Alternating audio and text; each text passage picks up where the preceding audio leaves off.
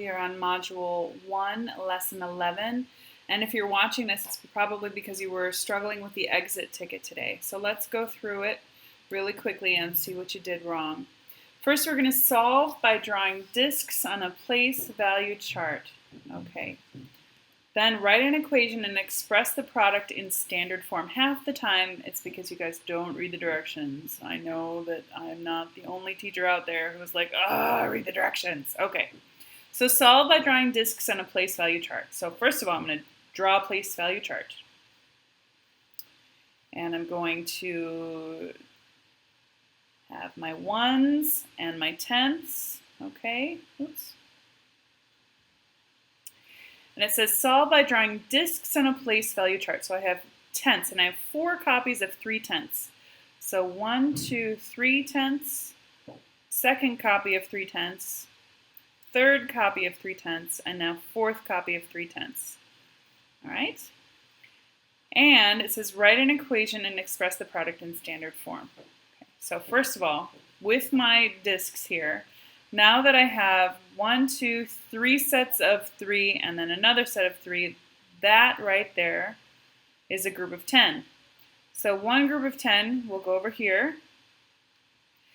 Now I have 1, 1, and 2 tenths.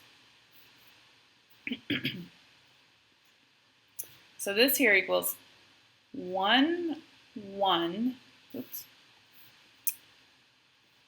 All together, 1, 2, 3, 4, 5, 6, 7, 8, 9, 10, 11, 12 tenths,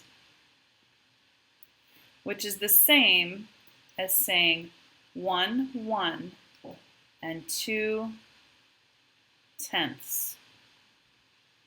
All right, are you with me on that? Which I can say is 1, 1, and 2 tenths. There's my answer. Now, they want us to show an equation, right? So what I did, I expressed the product in standard form right there, but they want me to show an equation that shows that. So I'm going to write it over here. 4 copies, I wrote that sideways, 4 copies of 3 tenths equals 1, 1, and 2 tenths. So I was looking for this, and I was looking for this, and I was looking for this. And you had to have all 3 of those things to get that one correct. Excuse me, I have hiccups. Number 2, complete the model area, the area model, and then find the product. So I have 3 times 9 ones, 6 tenths, and 3 hundredths. And that was awfully nice of them to write that all in for you. So 9 times 3, right? 9 times 3, or 3 times 9. 3 times 9 ones equals 27 ones. And if you're getting the multiplication wrong on these very simple math facts, maybe we need to go back and review your math facts some more. Now we have 3 times 6 tenths, and that's going to give me 18 tenths. Now I have 3 times 3 hundredths, which is 9 hundredths. And now that I've written all of these in unit form, do you recognize that as unit form? That's what that is, unit form. Now I'm going to write it in standard form.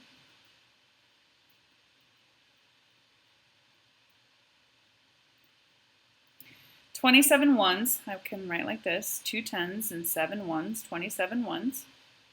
18 tenths. Well, 18 tenths is the same as saying 1, 1, and 8 tenths. 18 tenths. And 9 hundredths, well, 9 hundredths looks like that. Okay? So my standard form, I have 27 ones, 18 tenths, and 9 hundredths. Now that I've done that, I can stack those numbers on top of each other and add them.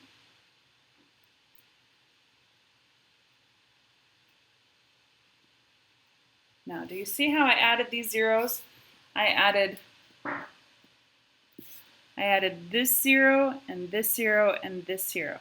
Remember, I can always add zeros to the right of my number, right? If it makes it easier for me to line them up, I can always add a 0 there. I can leave it blank. As long as this line stays intact, because that's the line that's really important.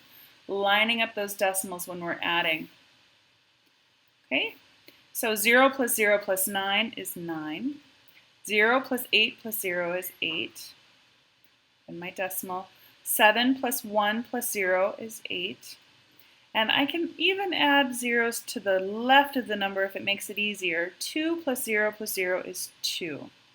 So my answer is 28 and 89 hundredths. Okay. All right. I hope that you got that. In the next lesson, we're going to learn how to multiply in a standard algorithm, the way that I was taught when I was a kid. But today's lesson was about getting you to understand how multiplying works and why it works, and tomorrow we're going to figure out that standard algorithm. Okay, thank you for paying attention. Have a great day.